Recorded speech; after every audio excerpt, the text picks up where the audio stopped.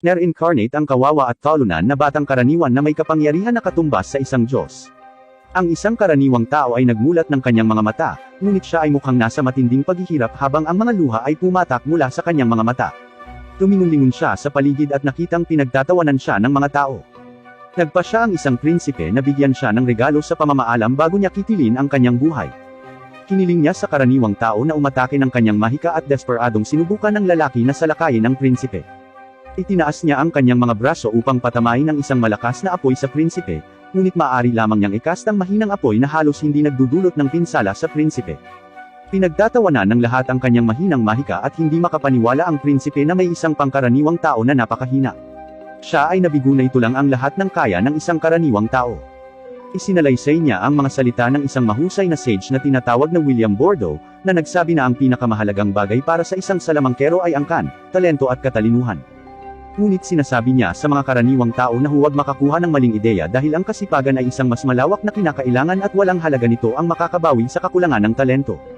Sinimulan niyang ihanda ang kanyang pag-atake habang sinasabi niya sa karaniwang tao na ang mahika ay hindi kailanman ngingiti sa isang taong hindi gaanong mahalaga tulad niya. Inilabas niya ang kanyang apoy na salamangka sa karaniwang tao na agad na nilamon ng mga ito. Siya ay sumisigaw sa matinding paghihirap habang ang apoy ay sinusunog siya hanggang sa abo, at pagkatapos ay agad siyang nagsimulang ngumiti sa kahusayan ng mahika ng maharlika. Napagtanto niya ang kapangyarihan sa likod ng mahika na hawak ng isang maharlika at hindi niya maiwasang humanga sa kagandahan nito mula sa kanyang mahiwagang pananaw. Nais niyang matuto pa siya ng higit pa tungkol sa mahika at pagkadalubhasaan nito habang siya ay nabubuhay. Sa kanyang huling hininga, nananalangin siya para sa isa pang pagkakataon na maranasan ang thrill ng gayong mahika. Bigla siyang nagising at nakita niya ang sarili niyang napapaligiran ng mga kasambahay na may hawak na mga laruan. Iniisip niya kung sino sila at nasaan siya. Sa tingin niya ay higanti silang mga kaaway at nagpasya siyang protektahan ang kanyang sarili. Sinusubukan niyang magpakawala ng apoy upang ipagtanggol ang sarili, ngunit napagtanto niyang napakaliit ng kanyang mga kamay. Siya ay hindi sinasadyang gumawa ng isang spell ng apoy na sumabog sa bubong ng kastilyo habang ang mga paputok ay lumalabas na tanda ng kanyang kapanganakan. Isang taga-sigaw ng bayan ang tumatakbo sa kaharian na nagpapahayag ng kapanganakan ng ikapitong prinsipe ng kaharian ng Salome, habang nagbabahagi ng mga poster. Masaya ang lahat sa nayon na masaksihan ang napakagandang araw. Samantala ang mga kasambahay sa kastilyo ay naguguluhan sa kapahamakan na dulot ng bagong silang na sanggol. Ang sanggol ay nakangiti ng maangas, ipinagmamalaki ang kanyang kamay na nagtatrabaho sa pagkawasak ng kastilyo. Makalipas ang ilang taon, ginagawa ng mga tao sa kaharian ang kanilang mga normal na gawain habang hinahanap ng ilang katulong ang prinsipe sa kastilyo. Hinanap nila ang isang bahagi ng kastilyo at hindi siya mahanap kaya nagpasya silang ilipat ang kanilang paghahanap sa ibang bahagi ng kastilyo. Lumabas sa pinagtataguan ang prinsipe pagkaalis nila at tatakas na sana siya palayo sa kastilyo nang salubungin siya ng dalawang lalaki. Huminto si Prince Lloyd sa kanyang paglalakad at pinatahimik niya ang lalaki para hindi marinig ng mga kasambahay ang pagtawag sa kanyang pangalan. Sinabihan niya ang lalaki na tanggihan na makita siya at pumayag ang lalaki na itago ang kanyang sikreto. Tinanong niya si Lloyd kung gusto ba niyang sumama sa kanila habang papunta sila sa pangangaso ngunit iniwan siya ni Lloyd na kausap ang sarili. Nang mapagtanto ng lalaki na sinusubukang tumakas ni Lloyd, tinawag siya nito ngunit hindi sumasagot si Lloyd. Dismayado ang lalaki na tumakas muli ang prinsipe ngunit ipinaalam sa kanya ng kanyang kaibigan na si Lloyd ang ikapitong prinsipe na siyang dahilan upang hindi siya makalaban para sa korona. Hindi niya maintindihan kung bakit napakaraming effort ang pinagdadaanan ng lalaki para makuha ang kanyang pabor. Ipinaalala ng lalaki sa kanyang kaibigan na ang prinsipe ay nakapagsalita sa ilang sandali pagkatapos ng kanyang kapanganakan, nagbasa ng mga spellbook sa halip na mga libro ng larawan ng mga bata at tumanggi din sa gatas ng ina tulad ng ginagawa ng sinumang ginoo. Sinabi niya sa kanyang kaibigan na sa palagay niya ang prinsipe ay isang reinkarnasyon ng dakilang sage na si William Bordeaux. Sinabi sa kanya ng kanyang kaibigan na nakakatuwang isipin na ang prinsipe ay isang reinkarnasyon ng dakilang sage.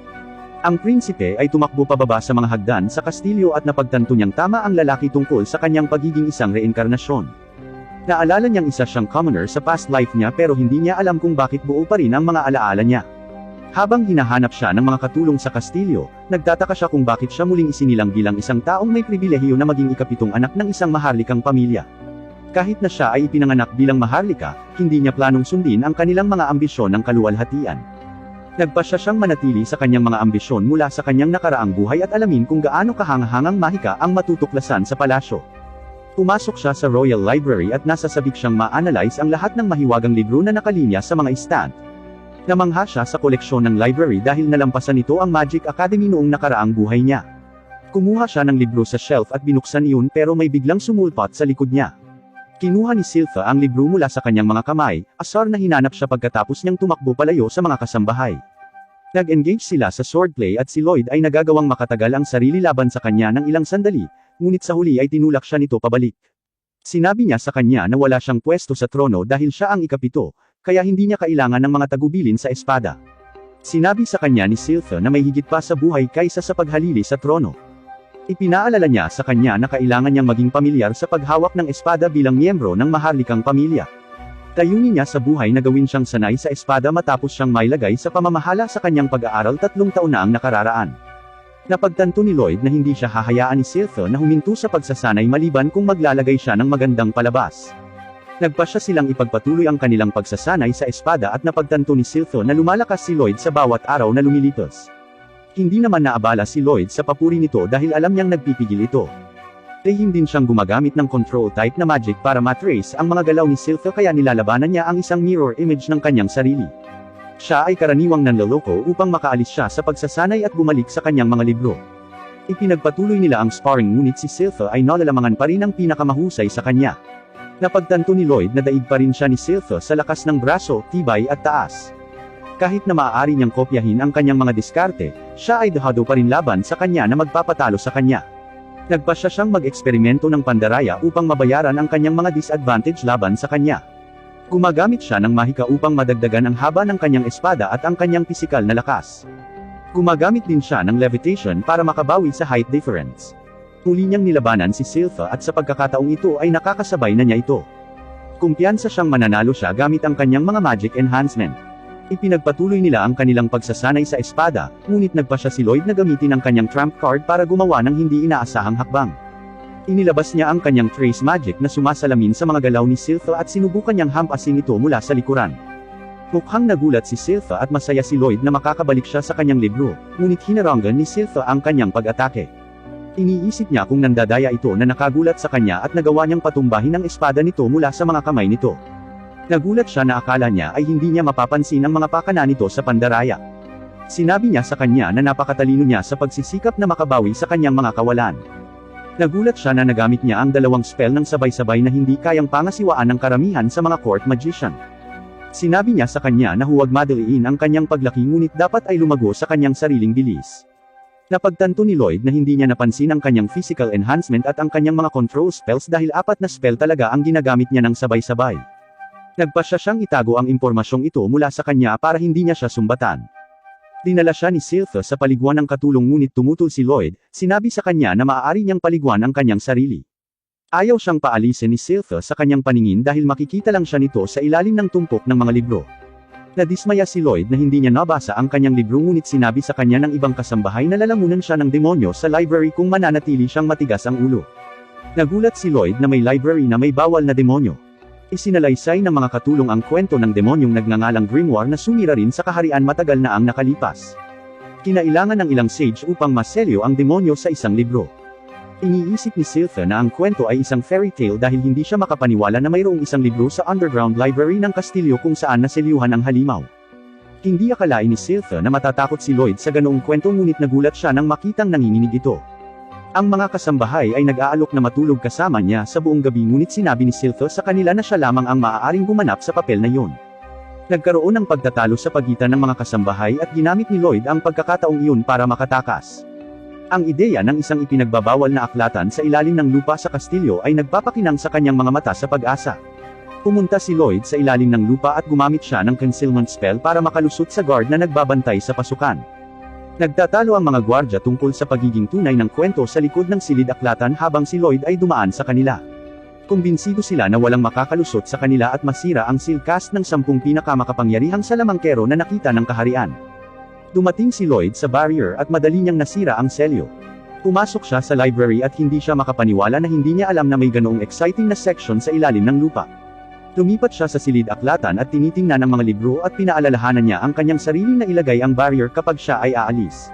Umupo siya na may hawak na isang libro nang ang isa pang libro ay biglang lumutang na nakagulat kay Lloyd. Isang demonyo ang lumabas mula sa libro at sinabi niya kay Lloyd na humanga siya na nasira niya ang selyo. Nagtataka si Lloyd kung sino ang demonyo at ipinakilala ng demonyo ang kanyang sarili bilang si Grimoire at nalaman ni Lloyd na siya ang demonyo ng ipinagbabawal na libro. Ipinakilala ni Lloyd ang kanyang sarili kay Grimoire at sinubukan ni Grimoire na kumbonsihin si Lloyd na palayain siya. Sinabi niya kay Lloyd na ang kanyang selyo ay nasira na at sa kalaunan ay makakalaya na siya. Nag-aalok siya na bigyan si Lloyd ng maraming ginto hanggat gusto niya kung palayain siya ngunit hindi humanga si Lloyd sa magic ng paglikha ng demonyo. Nabigo siya na hinulma lang ni Grimoire ang ilang alikabok sa ginto at madali niyang dinurog ang ginto pabalik sa alikabok na ikinagulat ni Grimoire. Sinabi sa kanya ni Lloyd na plano niyang palitan ang kanyang selyo dahil ayaw niyang sirain ng demonyo ang kanyang mga plano sa pag-aaral ng mahika ng kaharian. Pilit siyang kinukumbinsi ni Grimoire na wala siyang gagawin sa mga mamamayan dahil matagal nang wala ang mga sage na nagselyo ngunit hindi siya pinaniwalaan ni Lloyd. Si Grimoire ay naging desperado at nag-alok siyang magturo kay Lloyd ng ilang sinaunang mahika na nawala na sa panahon. Napukaw nito ang interes ni Lloyd at sinabi sa kanya ni Grimoire na tuturuan niya siya dahil nakikita niyang marami siyang talento sa mahika. Naalala ni Lloyd ang mga salita ng prinsipe na nagsabing hindi siya ngingitian ng magic dahil siya ay isang karaniwang tao. Kumbinsido na siya ngayon na mayroon siyang katawan na mas may pribilehyo sa mahika kaysa sa isang ordinaryong tao. Nagpasya siyang pakawalan ang selyo ng demonyo at hindi makapaniwala ang demonyo sa kanyang swerte.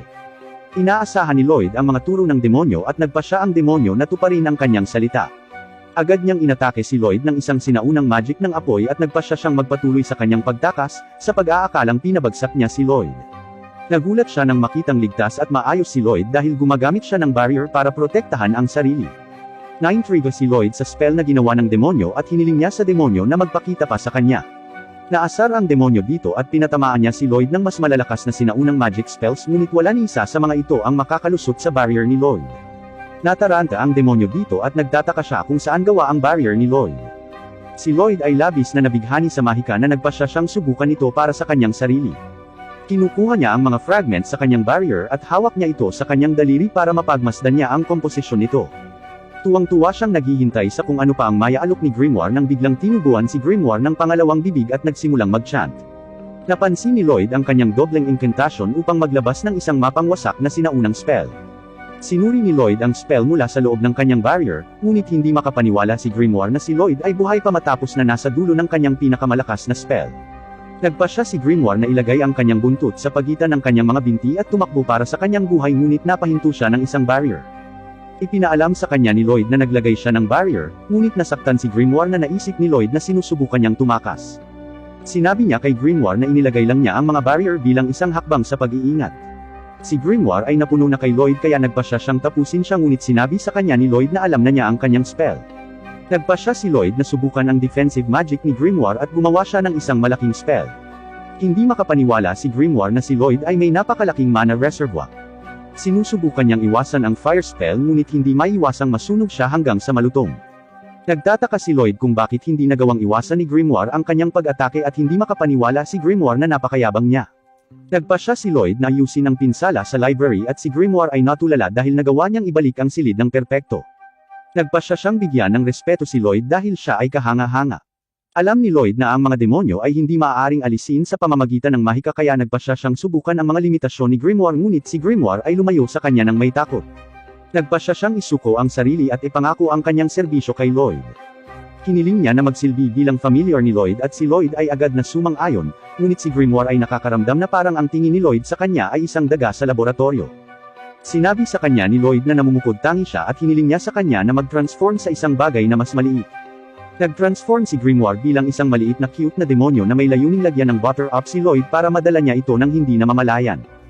Inaanyayahan siya ni Lloyd na tumalon sa kanyang coat at hindi makapaniwala si Grimoire na si Lloyd ay napakatanga na hahayaan niya itong maging malapit.